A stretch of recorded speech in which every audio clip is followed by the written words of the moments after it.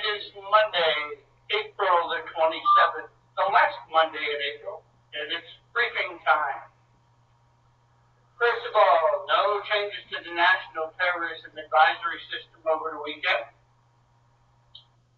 Snapshot of the region, things remain relatively quiet. We'll give you a weather update here in just a moment.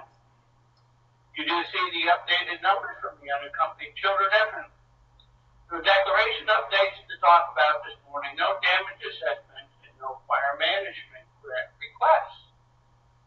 Now as we switch over to the Geo platform this morning, things are relatively quiet. We have lots of rain out there. Jennifer's going to talk about that in just a moment. First of all of our state EOCs remain at level 4 steady state, as is the region. No changes to the status of our IMAX. Let's see, no changes to the status of the earthquakes north of Oklahoma City or in the Irving area, although they're still in the news. And overnight and over the weekend, we had several tornado warnings posted, along with tornado watches and severe thunderstorm watches. We have received no damage reports from the state at this point. And looking at power outages this morning, Texas, of course, has the most power outages at 60,261. Those continue to trend down, and I would say most of those will be restored probably by this evening, although some will take at least 3 days. Arkansas has 77 power outages, Louisiana right at 2,000, and none in the state of Oklahoma. Whoever just joined us on the phone, please mute your microphone. Now over to Jennifer to tell us about the weather.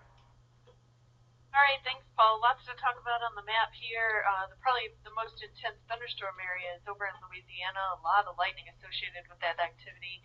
We did have a tornado warning in west central Louisiana just about an hour ago, but that disappeared, and not really seeing any active warning associated with that activity. We do have quite a few watches, though. Over South Louisiana, we do have a flash flood watch through tonight, as that area produces several inches of rainfall, and we're expecting additional rainfall later today. Also up in western Oklahoma and up in the eastern Texas and Oklahoma panhandles, we do have a flash flood watch. They're expecting about 1 to 3 inches of rainfall today. You can see that activity already occurring and expected throughout the day today. And due to the saturated ground, we could see some flash flood potential with just the 1 to 3 inches expected up there.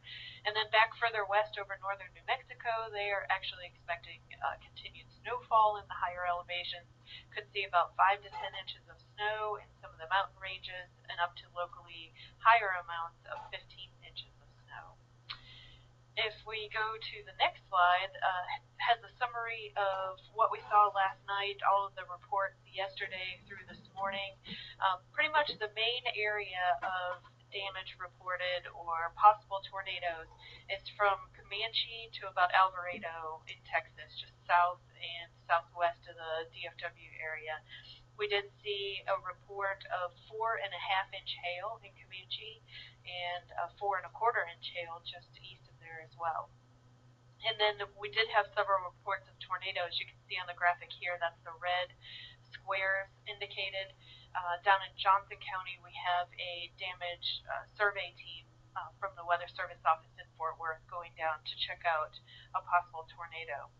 We also had some damage closer to the Houston area. There were 70 mile per hour reported winds in Wharton County and a possible tornado in Grimes County with some buildings and residences possibly damaged. So we'll keep you updated on what we find out with survey teams down there as well.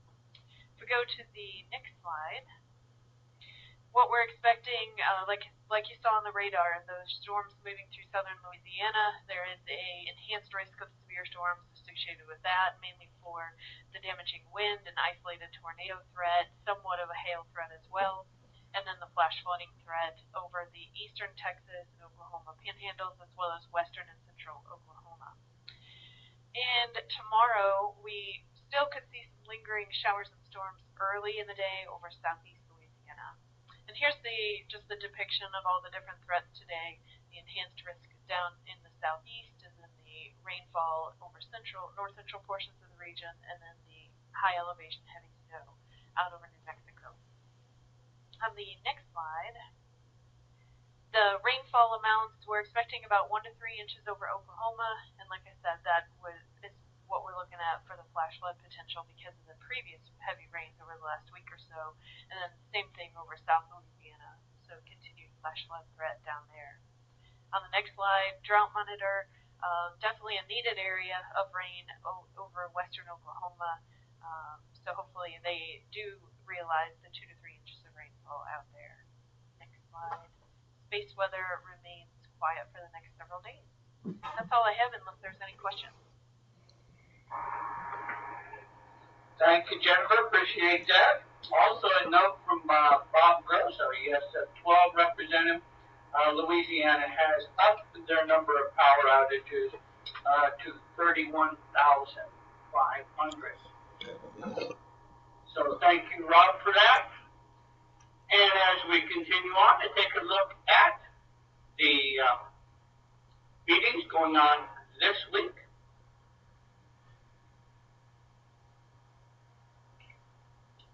today's trivia question: which state has the most tornadoes annually? Nationwide, we have about 1,200 each year, more than any other country. And the answer is,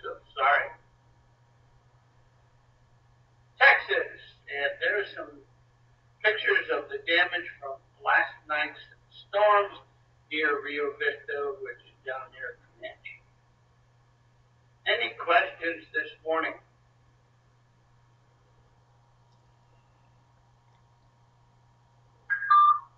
All right. Thanks, everyone, for tuning in. We'll talk to you tomorrow.